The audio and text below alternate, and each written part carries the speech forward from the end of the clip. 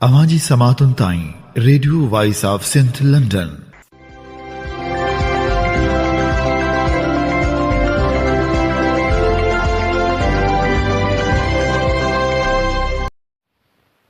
आमी बुधी रहा हो radio voice of Sindh London. अवाजी खिदमत में प्रोग्राम पेश कजे थो ख़बरुन जी दुनिया। 21 अक्टूबर 2024 सूमर जे ॾींहुं प्रोग्राम ख़बरुन जी दुनिया साण करे आऊं अवाजी खिदमत में हाज़ुर अवाजो पंहिंजो मेज़बान हबीब लगारी। प्रोग्राम ख़बरुन जी दुनिया में असीं अवां लाइ पेश कंदा आहियूं ख़बरूं ऐं उन सां गॾोगॾु तजिया ऐं तबसरा। सभ खां पहिरियां पेश कंदासीं ख़बरूं। कराची में पोहरियत मज़ाहिमत तहरीक पारां सिंध जा क़ौमी वसीला ऐं सेक्युलर तशख़ुस बचायो मार्च कयो वियो। मार्च जे मौक़े ते पुलिस पारां रुकावटूं विधियूं वियूं। कराची प्रेस क्लब ॾांहुं वेंदड़ रस्तनि खे पिणु बंदि कयो वियो हो। सिंध जा क़ौमी वसीला ऐं सेक्युलर तशख़ुस बचायो जी अॻुवाणी पोहरियत मज़ाहिमत तहरीक जा अॻुवाण मसरूर शाह, कामरेड निसार लगारी ऐं ॿिया करे रहिया हुआ। उन मौक़े ते ख़िताब कंदे मसरूर शाह चयो त सिंध खां पंहिंजी सेक्युलर सुञाणप खसी पई वञे, सिंध जे वसीलनि ते कब्ज़ो कयो पियो वञे, दरिया ते धाड़ो लॻी रहियो आहे। हथ वठी मज़हबी इंतिहा पसंदी खे वधायो वियो आहे। रवादारी मार्च करण ते सिंध जे नियाणियुनि खे सिंध जे बाशूर माण्हुनि खे तशदुद जो निशानो बणायो वियो ऐं असांखे पैगाम ॾिनो वियो त तव्हां कराची जे रस्तनि जो, कराची जे रोडनि जो मुंहुं न कजो।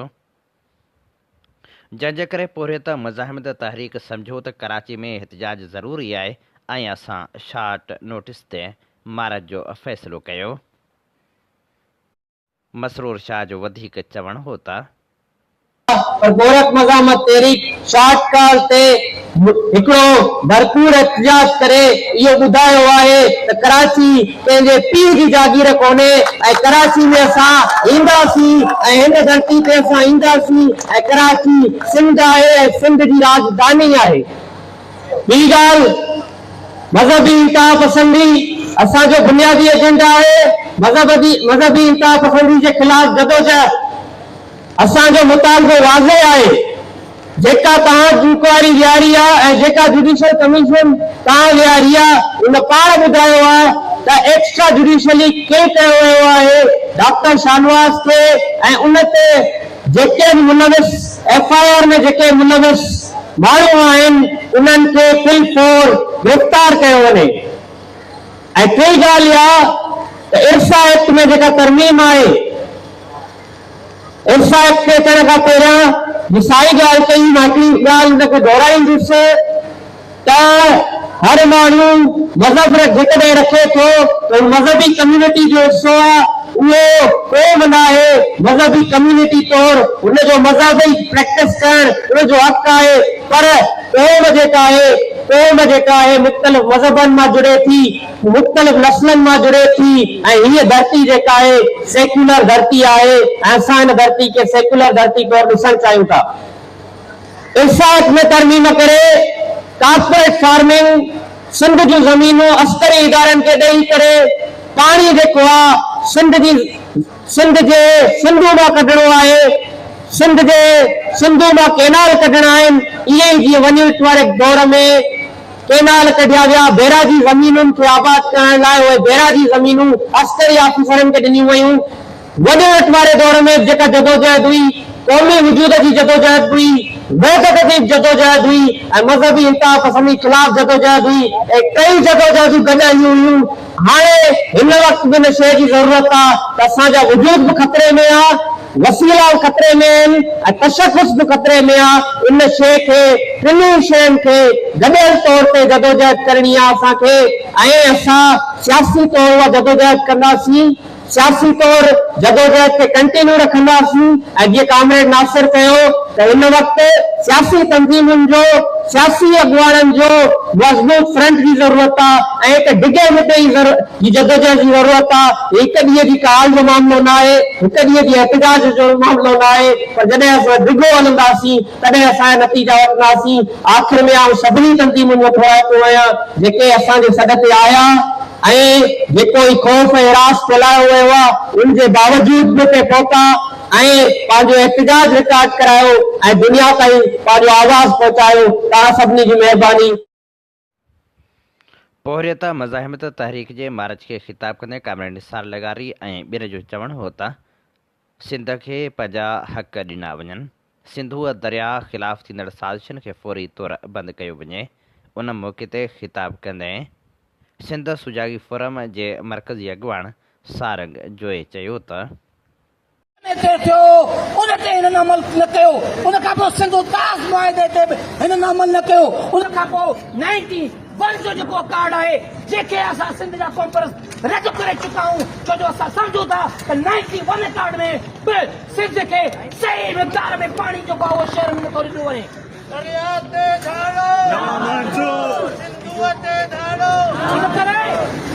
उन करे असां सम्झूं था त ही सभु ड्रामा हाणे बंदि थियण घुरिजनि। तव्हां ही जेको लॉलीपॉप ॾियो पिया सिंधी माण्हुनि खे, कॾहिं 91 जो कार्ड, कॾहिं CCI council for common interest, त चओ था त जेके सूबनि जे विच में, रियासतुनि विच में मामला हल नथा थियनि उहे काउंसिल ऑफ कॉमन इंटरेस्ट में कनि। ही लूली लंगड़ी अंधी घूकी बोड़ी सरकार जेका पटू सरकार आहे, दलाल सरकार आहे, हिन एस्टेब्लिशमेंट ऐं फौज जी, उहा सॼी काउंसिल ऑफ कॉमन इंटरेस्ट में असांजो दिफ़ा उहा असांजे पाणी जो केस कंदी, कॾहिं न कंदी। जंहिं कालाबाग डैम जे लाइ रिता पाण रखी, जंहिंजो सदर सरदारी हिन केनालनि ते सही करण वारो माण्हू पाण आहे, उहे कीअं काउंसिल ऑफ कॉमन इंटरेस्ट में असांजे लाइ दिफ़ा कंदा, सिंधु दरिया जो केस वठंदा? इहो कॾहिं असांखे न ॿुधायो।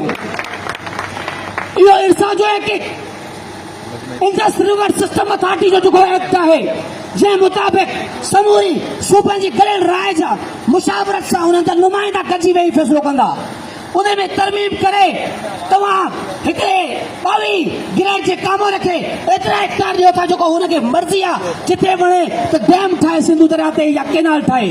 असांखे सभु कुझु ख़बर आहे, पर यादि रखो सिंधी माण्हू मरी सघे थो पर वतन ऐं धरती ऐं दरिया काथे नथो खोले सघे। सिंध जो दरिया सुकावे सिंधी माण्हुनि जी नसुल कशी कई वई आहे। रुगो दरिया सुको न आहे पर डाउन स्ट्रीम में ही जेका डेल्टा असांजी तहज़ीब आहे उहा मुकमल तबाह थी चुकी आहे। हिन मुल्क जे रियासती इदारनि जी रिपोर्ट आहे त करोड़ जे लॻभॻि एकड़ ज़मीन समुंड गिरी वियो आहे। 2050 में ठटो पतीन सुजावल ऐं कराची खतरे हेठि आहिनि, समुंड उन्हनि खे खाई वेंदो, पाए वेंदो। तव्हांजो रिपोर्टूं थियूं ॿुधाइनि, उनजे बावजूदि तव्हां सिंधु दरिया जे मथां छकेनाल चोलिस्तान में सिर्फ़ फौज खे ख़ुशि करण जे लाइ उनजी कॉर्पोरेट फार्मिंग जे नाले में जेको धंधो थिए पियो अरबी सरमाएकारी में, उनखे ख़ुशि करण जे लाइ तव्हां छकेनाल कढो पिया। सिंधी माण्हू मरी सघे थो पर उनजे लाइ कॾहिं बि चांद नथो ॾेई सघे। तव्हां हिकु ई वक़्तु सिंधी माण्हू खे मुंतशिर करण जे लाइ जेका सिंध हज़ारनि सालनि खां हिकु तारीख़ी वतन रही आहे, जेको हिकिड़ो सेक्युलर खितो रहियो आहे, जिते हज़ारनि सालनि खां मुख़्तलिफ़ मज़हबनि जनम वरितो, उनजी अफ़ज़ाइश हिते थी, उहे माण्हू पाण में मोहबत भाईचारे ऐं रवादारी में रहिया। सिंध जा हिंदू जेतिरो ईमान ऐं यकीन लतीफ़ ऐं सचल में कनि था, एतिरा ई सिंध जा मुस्लमान उनखे मञनि था। सिंध जी रवादारी जो वॾे में वॾो मसूल असांजो मिसाल इहो आहे त सिंधी हिंदू तोड़े मुस्लमान सिख ईसाई पाण में भाईचारे में रहनि था। ईदूं बरातियूं होलूं ॾियारियूं सभु गॾिजी मल्हाइनि थियूं, पर तव्हां हथ वठी करे रियासती नैरेटिव अथव, छो त पाकिस्तान स्टेट जे ऑर्थोडॉक्सी बक़ौमी नज़रे मज़हबी शिदत बुलंद जी बुनियाद परस्ती जे बुनियाद ते बक़ौमी नज़रे हिंदू मुस्लिम जे बुनियाद ते तव्हां जेको बुनियाद रखियो आहे उनजी पुष्ट पनाही कंदे तव्हां स्टेट खे मज़हबी बणाए तव्हां हिकिड़े फ़िरक़े जी पायदारी करे तव्हां सिंधी माण्हुनि में बि उहो ई जुनून ऐं जहालत वारो रवैयो पैदा करणु चाहियो था जेको पंजाब ऐं ख़ैबर पख्तूनख्वा में तव्हां पैदा करे चुका आहियो। जिते माण्हुनि जा हुजूम चरनि वांगुरु ईसाइनि जे घरनि ते हमला करे माण्हुनि खे ज़िंदा साड़नि पिया। पर इहा तव्हांजी भुल आहे। सिंध जे माण्हुनि अमर जलील ते जॾहिं मुल्हनि हमलो कयो त हज़ारनि जे तादाद में उनजी मदामत करे तव्हांखे पोइते हटण ते मजबूर कयो। डॉक्टर शाहनवाज़ ते तौहीन इल्ज़ाम था आणी तव्हां हुनखे क़तल कयो। पर सिंध जे कूदर पुटनि सिंध जी नियाणियुनि ऐं सिंध जी कॉम्प्रेस जमायतुनि जदोजहद करे तव्हां मुल्हनि खे पुठिते धिके करण ते मजबूर कयो आहे। अॼु साबित थियो आहे त मुल्ला सरहदी डॉक्टर शाहनवाज़ जे क़तल में मुलविस आहे, जंहिंजी पोस्टमार्टम रिपोर्ट आई आहे त हुनजूं 19 हॾियूं भॻियल आहिनि। तव्हां हुनखे क़तल करे मारे चिचराए उन खां पोइ पुलिस जे हथां पूरो ड्रामो करायो आहे। जीअं तव्हां 6 अक्टूबर ते 1 सेप्टेम्बर 2023 ते हैदराबाद मां नसीम नगर मां ला जो कानून जो आख़िरी साल जो शागिर्द साजल मलूखानी उनखे रियासती गुजनि इदारनि खंबे गुम कयो, साल टार्चर करे। ऐं 6 अक्टूबर ते रहीम यार खान में मीरपुर माथेले पुलिस ऐं CTD एजेंसियुनि जे अमलदारनि पूरो मुक़ाबिलो ॾियण हुनखे क़तल करे छॾियो, शहीद करे छॾियो। असां गुजरनि जा लाश पिया खणूं, अञा असां ख़ामोश पियूं, कॾहिं ख़ामोश न वेंदासीं। सिंध जो माण्हू सियासी मज़ाहमत कंदो, सिंध जो माण्हू मुस्तक़िल बुनियादनि ते जदोजहद कंदो। एहतजाजनि खे रोकण लाइ कराची प्रेस क्लब जे रस्तनि खे मुकमिल तौर ते बंदि कयो वियो हो, जॾहिं ते एहतजाज कंदड़नि खे पिणु तशदुद जो निशानो बणायो पियो वियो। सिंध सभा जो अॻुवाण सिंधी इनाम पिणु एहतजाज लाइ पहुतो त पुलिस खेसि खंबे खणी वई। सिंध सभा पारां पिणु जबरी गुमशुदगियुनि ख़िलाफ़ एहतजाज जो ऐलान कयो वियो हो। कराची प्रेस क्लब अॻियां बलोच यकजहती कमेटी पिणु एहतजाज कयो। एहतजाज दौरान मुज़ाहिरीन खे पुलिस बदतरीन तशदुद जो निशानो बणायो ऐं मुज़ाहिरीन खे गिरफ़्तार करे वई। बलोच यकजहती कमेटी तरफ़ां कराची प्रेस क्लब साम्हूं एहतजाजी रैली कढी वई, जंहिं ते पुलिस तशदुद कयो।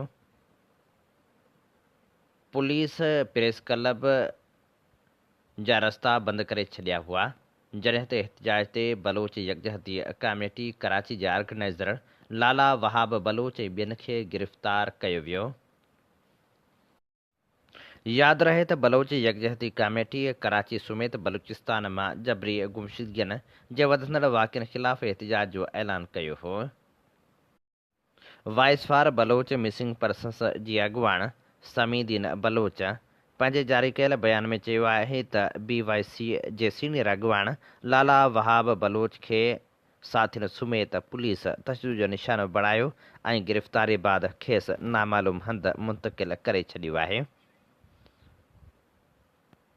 हुन वधीक चयो त बलोच औरतुनि ते जहिड़े नमूने सिंध पुलिस तशदुद कयो आहे ऐं लठियूं हयूं आहिनि, उनजो मिसाल किथे बि नथो मिले।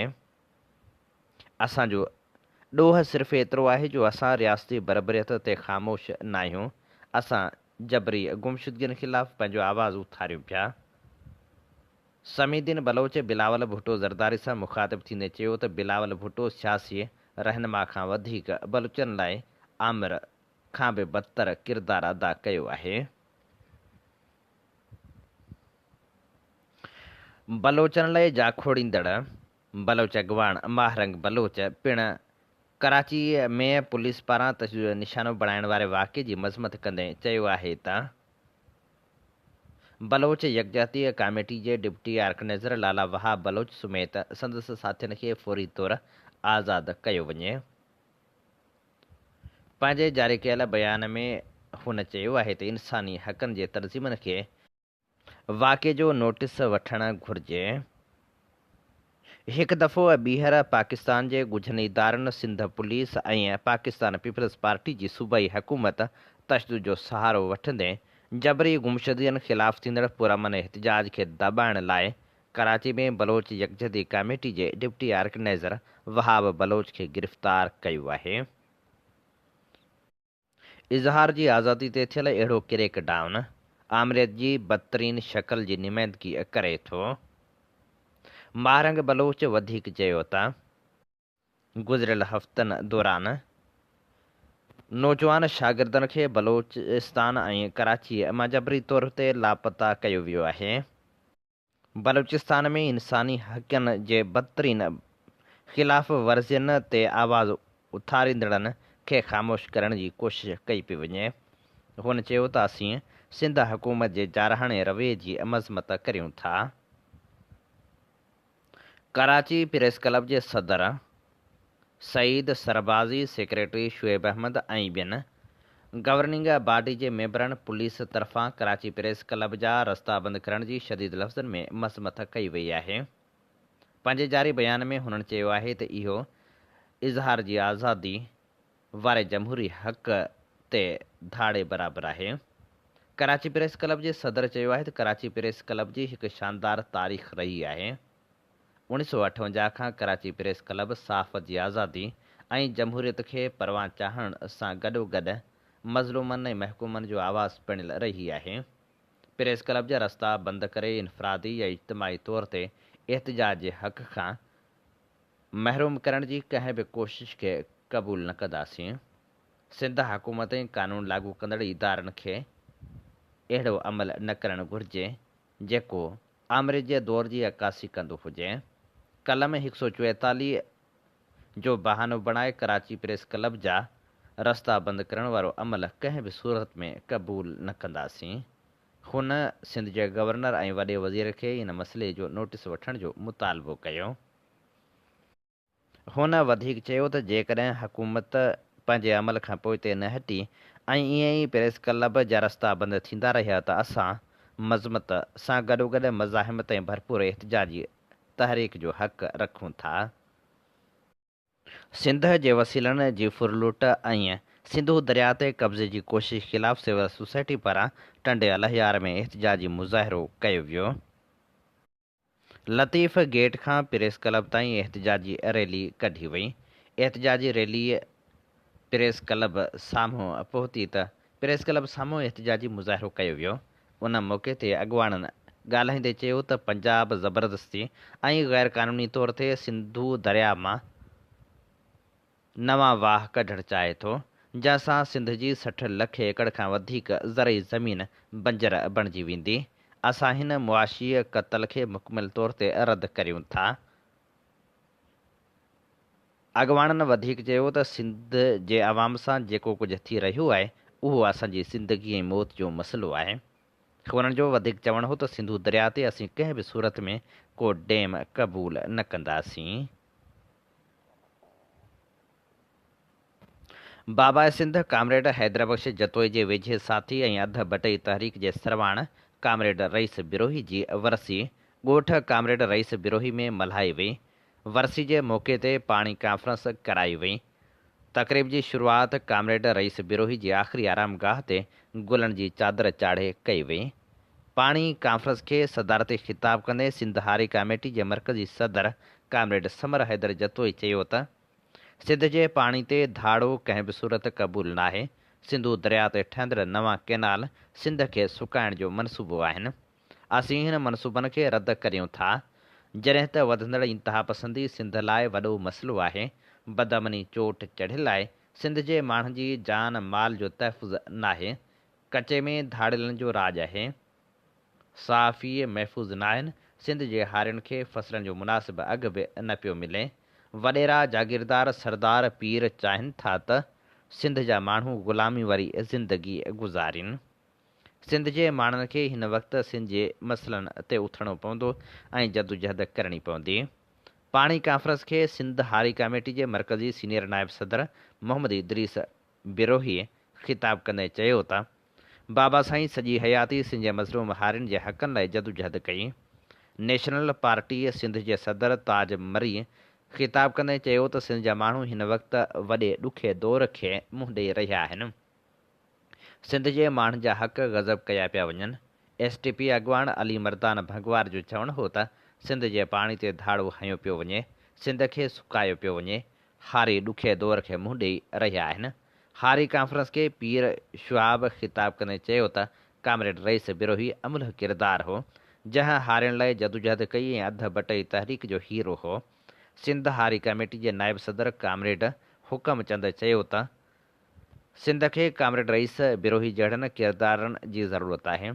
पाणी कॉन्फ्रेंस खे धणी बख़्श बिरोही ख़िताब कंदे चयो त सिंध हुकूमत सिंध जो पाणी समूरा वसीला खपाए रही आहे। पाणी असांजे लाइ जियापो आहे। असीं मज़ाहिमत कंदासीं। ख़िताब कंदे अब्दाश पहवर जो चवणु हो त सिंध जा वॾेरा भोतार सिंध जे माण्हुनि जे हक़नि ते धाड़ा हणी रहिया आहिनि। सिंध जे माण्हुनि खे जाॻणो पवंदो। सिफ़त रिंद ख़िताब कंदे चयो त कामरेड रईस बिरोही जी हारियुनि लाइ कयल जदोजहद ते खेसि सुर्ख़ सलाम पेश कजे थो। अहिड़ा माण्हू तारीख़ हूंदा आहिनि। पाणी कॉन्फ्रेंस खे ख़िताब कंदे अली नवाज़ निज़ामाणी चयो त हींअर सिंध जे पाणी ते सौदेबाज़ी कई वई आहे, जेका तमामु ख़तरनाक सूरत हाल आहे। सिंध में अॻी पाणी जी शदीद खोट आहे, मथां वरी नवां कैनाल ठहिया पिया वञनि। असीं जंहिंजी सख़्त लफ़्ज़नि में मज़मत करियूं था। जीअं सिंध क़ौमी पार्टी पारां हैदराबाद प्रेस क्लब में पाणी कॉन्फ्रेंस सॾाई वई।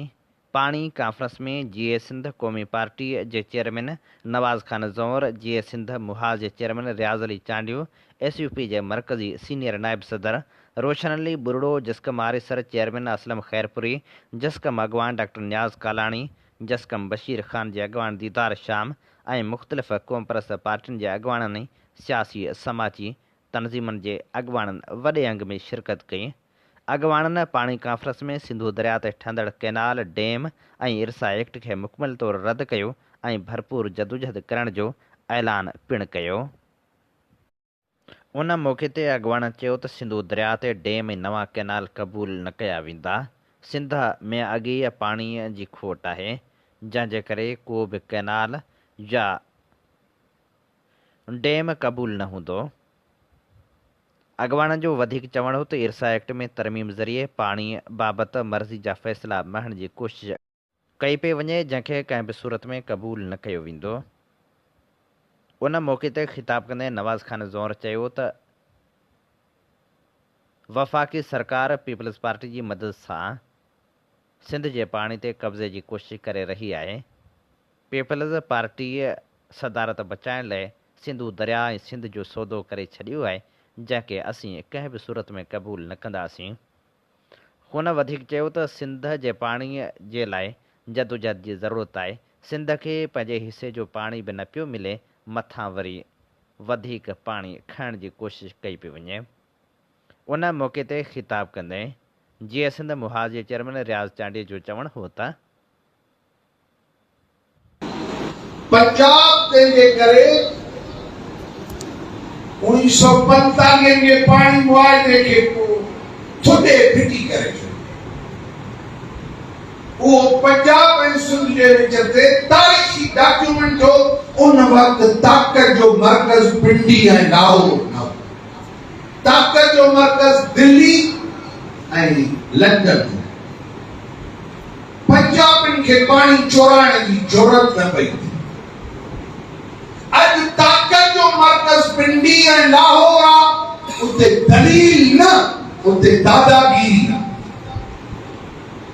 दादागीर कब्ज़े कंदड़ कुवतूं पंहिंजे वहशत ते ईंदियूं त दलील मुआहिदनि खे उन्हनि जे घोड़नि जे सुंबनि खां वठी उन्हनि जूं तरारूं ऐं बंदूकूं ऐं तोपूं लताड़े छॾियूं।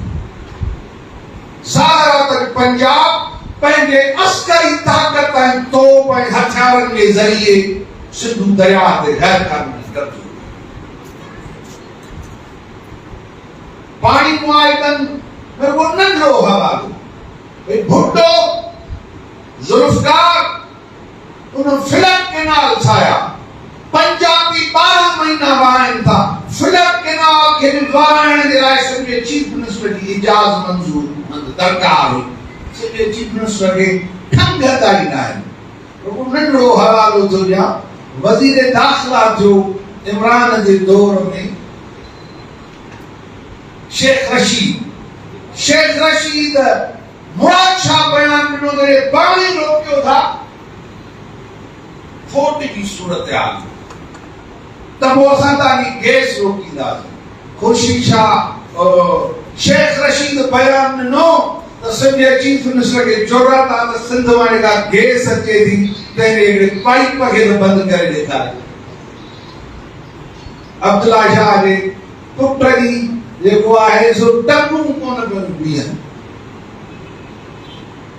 तंहिं करे चश्मा कैनाल पंजाब जे ख़िलाफ़ गालाबाद डैम ते सिंध जेका तारीख़ी बेड़ान कई पंजाब विच में नई रिथा तैयार करे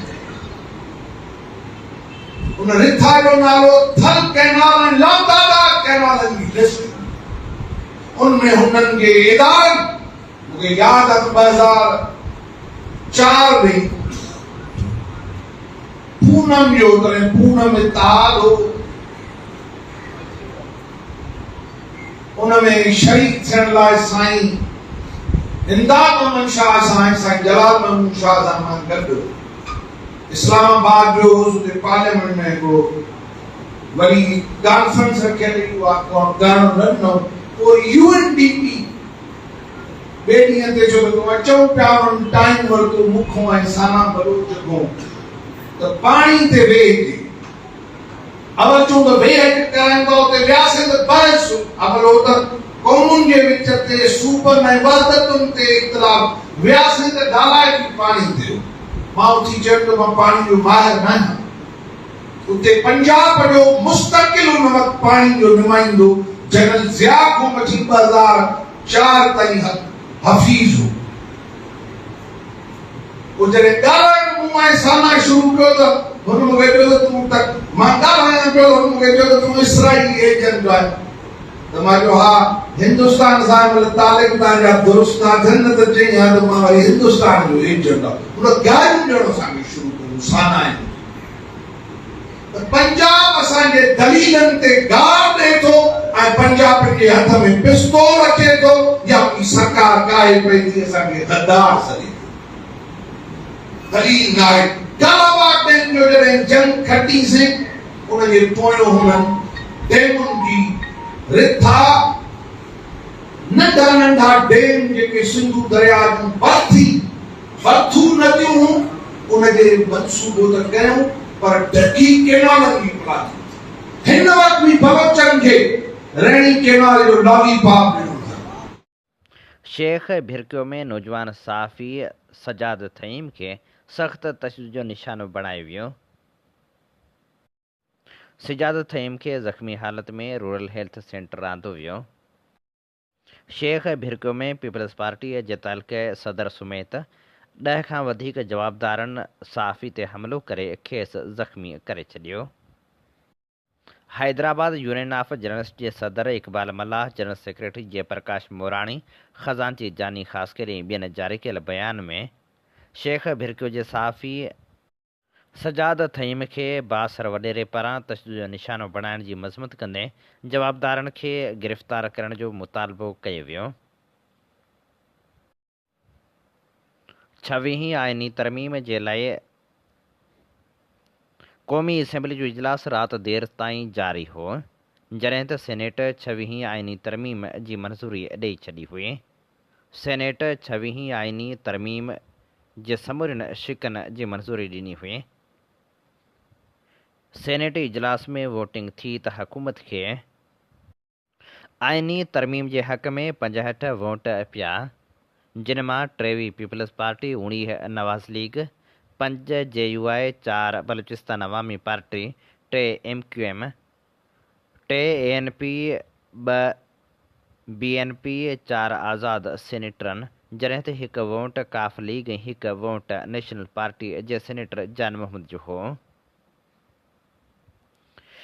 यादि रहे त पीपल्स पार्टी जो 24हों वोट चेयरमैन सेनेट यूसुफ रज़ा गिलानी जो हो जॾहिं त हुन वोट कास्ट न कयो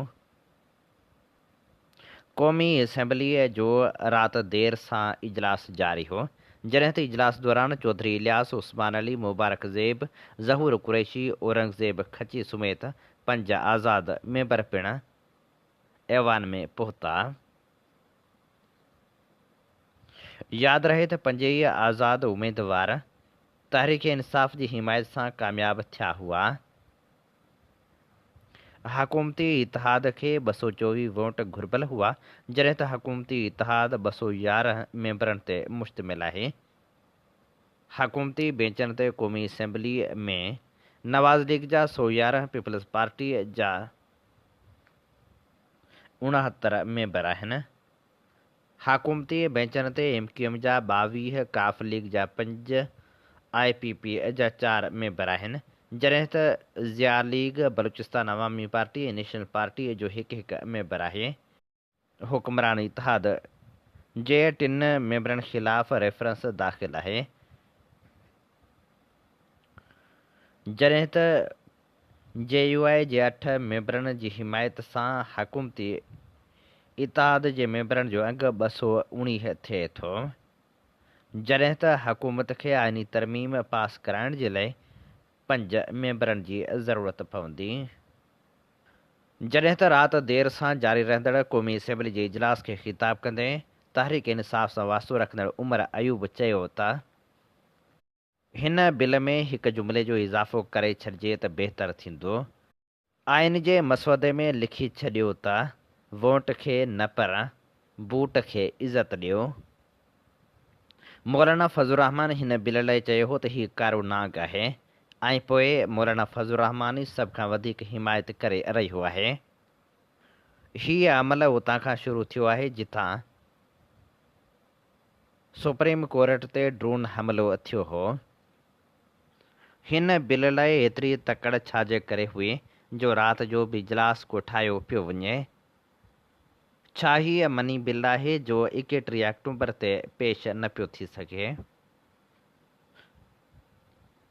सेनेट जे इजलास वक़्तु बलूचिस्तान नेशनल पार्टी जो सरबराह अख्तर मेगल सेनेट जी गैलरी में अची वेठो त खेसि गैलरी मां बि कढियो वियो, जंहिंखां पोइ हुन मीडिया सां ॻाल्हाईंदे चयो त मूंखे औरत सिक्योरिटी अहलकार गैलरी मां कढियो आहे। हुन चयो त आउं पंहिंजा अगवा थियल सेनेटर ॾिसणु आयो हुअसि। मुंहिंजा अगवा थियल सेनेटर पिणु हिते मौजूदु हुआ। मूं जॾहिं सभिनी जी चोरी पकड़ी त हुकूमती वज़ीर पघिरजी विया। यादि रहे त BNP जा सेनेटर नसीमा एहसान ऐं कासिम रूझो ऐवान में पहुता हुआ ऐं हुननि पार्टीअ पॉलिसीअ जे उबतड़ वोट ॾिनो हो। मीरपुर ख़ासि पुलिस हथां जाली पुलिस मुक़ाबले में मारियल डॉक्टर शाहनवाज़ जी पोस्टमार्टम रिपोर्ट अॼु अदालत में पेश करण जो इम्कान आहे। हिकु ॾींहुं अॻु पुलिस मुक़ाबले में मारियल डॉक्टर शाहनवाज़ जी शुरूआती पोस्टमार्टम रिपोर्ट पिणु आई हुई। क़बर कुशाई खां पोइ शुरूआती पोस्टमार्टम रिपोर्ट में ॼाणायो वियो त डॉक्टर शाहनवाज़ जूं 4 पासरियूं भॻल हुयूं, जंहिंसां ज़ाहिर थिए थो त डॉक्टर शाहनवाज़ जे सीने जे पोएं हिसे ते सख़्त ज़रब लॻाई वई। रिपोर्ट मूजिबि चहिरे ऐं मथे जी खल समेत हथनि जा नहूं ऐं पेर सड़ियल हुआ। शुरूआती पोस्टमार्टम रिपोर्ट मेडिकल बोर्ड जी 5 रुकनी टीम जारी कई आहे। वाज़ह रहे त डॉक्टर शाहनवाज़ जी क़बर कुशाई ऐं पोस्टमार्टम 16 अक्टूबर ते कयो वियो हो। पोस्टमार्टम रिपोर्ट मेडिकल बोर्ड जी 5 रुकनी टीम जारी कई। DIG सखर पीरमोहम्मद शाह ऐं घोटकी जे SSP हफ़ीज़ुर रहमान बुगटी में शहरयार महर वारे वाक़िए खां पोइ चिकताण बरक़रार आहे। SSP घोटकी हफ़ीज़ुर रहमान बुगटी ऐं मीडिया सां ॻाल्हाईंदे चयो आहे त DIG सखर पीरमोहम्मद शाह मुंहिंजो सीनियर ऐं इज़त लाइक़ु आहे। पीरमोहम्मद शाह मुंहिंजे मथां धाड़ियलनि सां राब्ते जा इल्ज़ाम हणी सरासर ज़्यादती कई आहे। IG सिंध मूंखे घुराईंदो त समूरनि इल्ज़ामनि जा जवाब ॾींदुसि। SHO शकूर लाखे खे गिरफ़्तार करण ते DIG पारां मुंहिंजे ख़िलाफ़ ख़त लिखियो वियो। सिंध जे आशिक़ ऐं मज़ाहिमती शाइर जुमन दरबदर जे विछोड़े खे 2 साल गुज़री चुका आहिनि। काल्ह जुमन दरबदर खे भेटा पेश करण लाइ उमरकोट भरिसां संदसि अबाणे ॻोठ रूहलवा में जुमन दरबदर यादगार कमेटी पारां तक़रीब मुनक़िद कई वई, जॾहिं त वरसीअ तक़रीब खे सूफ़ी जानण चंद, ताज जोयो, अमीर हसन पंवर ऐं ॿियनि पिणु ख़िताब कयो। आख़िर में राग जी महफ़िल पिणु थी, जंहिंमें मुख़्तलिफ़ फ़नकारनि जुमन दरबदर खे भेटा पेश कई। MQM पाकिस्तान हिकु भेरो ॿीहर नवां सूबा ठाहिण वारो मुतालबो करे छॾियो आहे।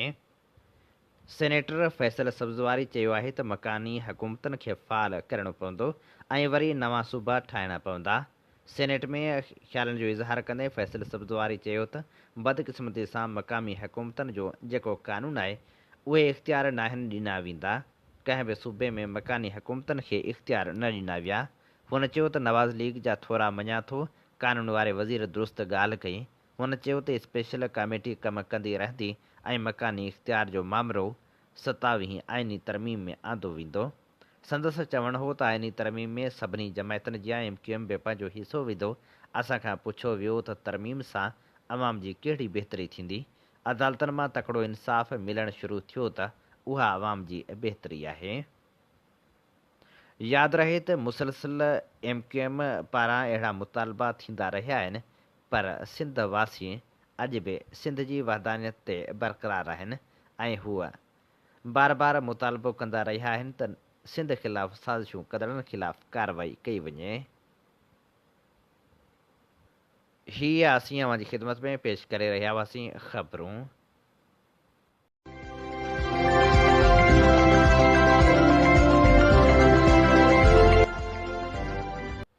ऐं हाणे प्रोग्राम में पेश करियूं था तजिया ऐं तबसरा। नामेरो साफ़ी आजिज़ जमाली 26वीं आइनी तरमीम बाबति लिखे थो। नेठ सरकार ऐं उनजे इतिहादियुनि मौलाना फज़लुर रहमान जी रज़ामंदी सां 26वीं आइनी तरमीम मंज़ूर कराए वरिती। हीअ सिटूं लिखजण ताईं सेनेट मां आइनी बिल मंज़ूर थी चुको हो। क़ौमी असेंबली मां बि मंज़ूर थी वेंदो। सेनेट में हुकूमत जा वोट खुटल हुआ, पर हुकूमत खे 7 वोट वधीक मिली विया। हिन आइनी तरमीम जी मंज़ूरी खां पोइ सुप्रीम कोर्ट जे चीफ जस्टिस खे हिकु पार्लियामानी कमेटी मुक़ररु कंदी। पार्लियामानी कमेटी खे 3 सीनियर तरीन जजनि जा नाला मोकिलिया वेंदा। तिन में कंहिं बि हिक खे मुक़ररु करण जो इख़्तियार हूंदो। हिन तरमीम सबबि इम्कान आहे त पुराणी सीनियरिटी लिस्ट मुताबिक़ मुक़ररु थींदड़ चीफ जस्टिस जनाब जस्टिस मंसूर अली शाह जी मुक़ररी जो रस्तो रुकिजी वञे। हिन आइनी तरमीम में आइनी बेंच जी बि मंज़ूरी ॾिनी वई। हाणे के बि आइनी मामला सुप्रीम कोर्ट सिधी रीति ॿुधण बदिरां आइनी बेंच खे मोकिलींदी। आइनी मामला मतिलबु त केतिरनि ई हुकूमती मामलनि ते हाणे सुप्रीम कोर्ट जा हथ वढिजी विया आहिनि। माज़ी में जहिड़ी रीति सुप्रीम कोर्ट हुकूमतनि खे घर भेड़ो कंदी हुई, हाणे न करे सघंदी। 26वीं आइनी तरमीम में जजनि जी रिटायरमेंट जी उमिरि 65 साल मुक़ररु कई वई आहे। चीफ इलेक्शन कमिश्नर जी मुक़ररी जो बि क़ानून तब्दील कयो वियो आहे। हाणे जेसिताईं नओं चीफ इलेक्शन कमिश्नर नथो अचे तेसिताईं पुराणो कमु जारी रखंदो। हिन आइनी तरमीम में व्याज खे ख़तमु करण जी शिक बि मंज़ूर कई वई आहे, जंहिं मुताबिक़ जनवरी 2028 ताईं मुल्क मां व्याज ख़तमु थी वेंदी। हिते उहो सुवाल थो उभिरे त 4 साल छो ॾिना विया। छा हक़ीक़त में व्याज जो निज़ाम ख़तमु थी वेंदो या मौलाना फज़लुर रहमान खे ख़ुशि रखण लाइ संदसि मुतालबे ते उहा शिक शामिल कई वई। 26वीं आइनी तरमीम जा 22 क्लाज़ आहिनि। ज़ाहिर आहे त आइन में 22 तब्दीलियूं कयूं वियूं आहिनि, जंहिं ते पीपल्स पार्टी ऐं नवाज़ लीग बहरहाल हिन खे मिसाक जमहूरियत जी कामयाबी करार ॾियनि था, पर हुकूमत अलॻि आइनी अदालत क़ाइमु करण में कामयाब न थी। हीअ असीं अवां जी ख़िदमत में पेश करे रहिया हुआसीं आजिज़ जमाली जो लेख।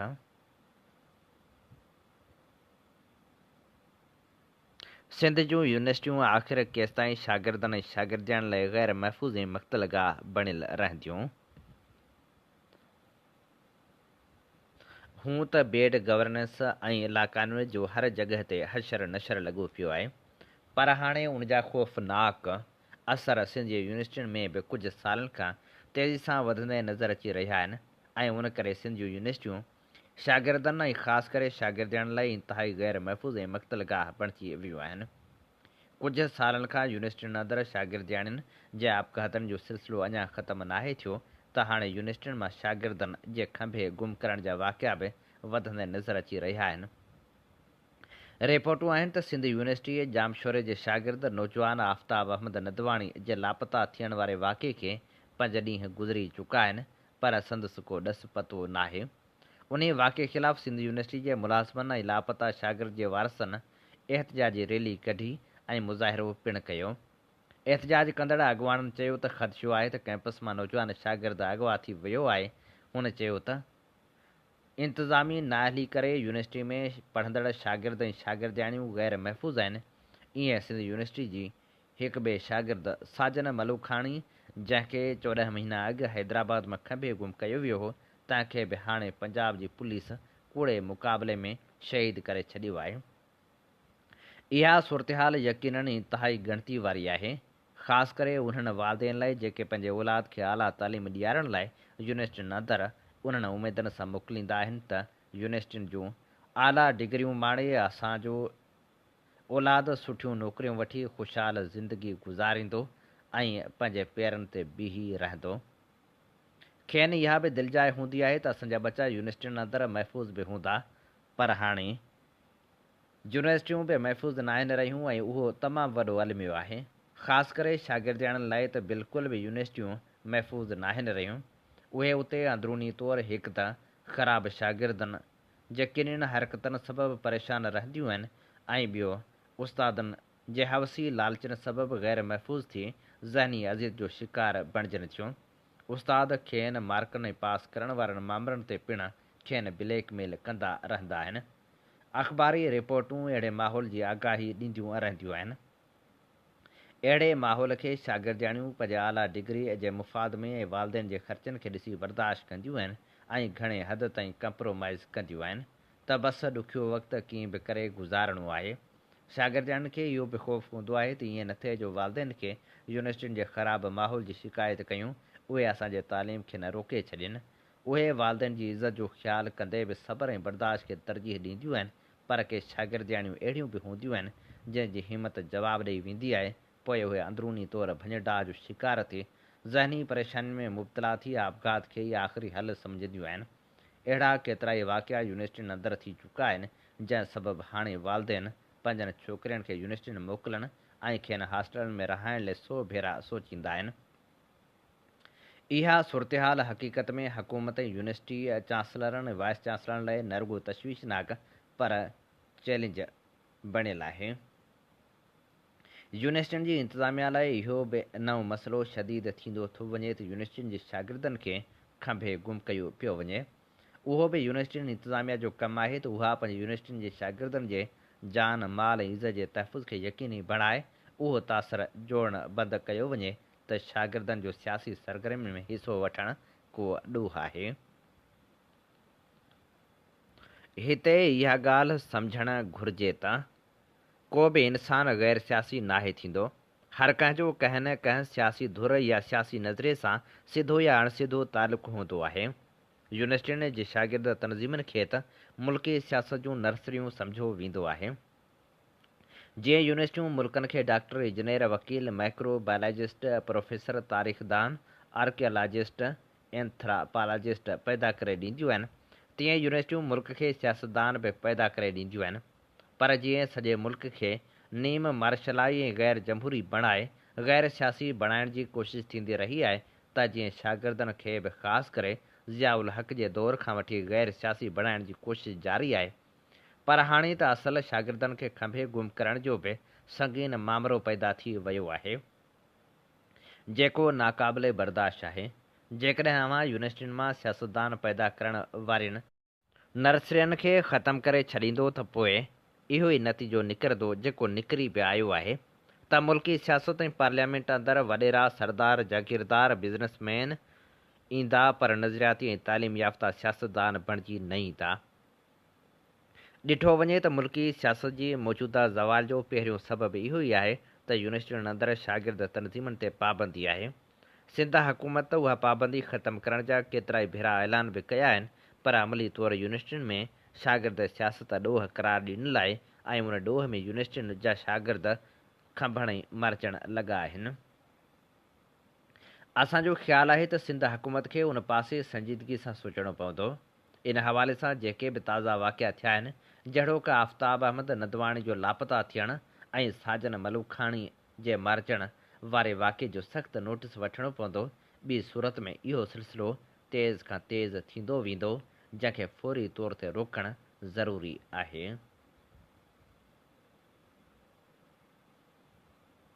इन ते ई प्रोग्राम ख़बरुनि जी दुनिया जो वक़्तु पुॼाणी ते पहुचे थो। पंहिंजे मेज़बान हबीब लगारी खे ॾींदा इजाज़त। जॾहिं पेर तॾहिं ख़ैर। अवां जी समातुनि ताईं radio voice of Sindh London.